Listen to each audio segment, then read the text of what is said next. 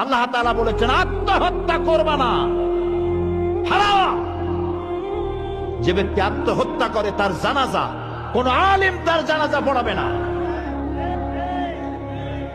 সামান্য সলিমুদ্দিন কসিমুদ্দিন জাতীয় কয়েকজন লোক যাবে, আর একটা মুয়াজ্জিন জানাজা পড়ায় কবরে ধুয়ে দেবে। বড় জানাজা হবে না, বড় আলেম জানাজা পড়াবে না, যেহেতু সে জাহান্নামে যাবে। আত্মহত্যাকারী কোথায় যাবে? কিন্তু এই যুবক পোলাপানগুলি ওরা তো বোঝে নাই, ওদেরকে বুঝানো হইছে যে তোমরা যদি এই কামটা করো একেবারে বেহেশত তো যাবাই, মরার সাথে সাথে আল্লাহর সামনে গিয়ে হাজির হয়ে যাবে। আপনারা ক্যারাম বোর্ড খেলা নিশ্চয়ই দেখেছেন অনেকে।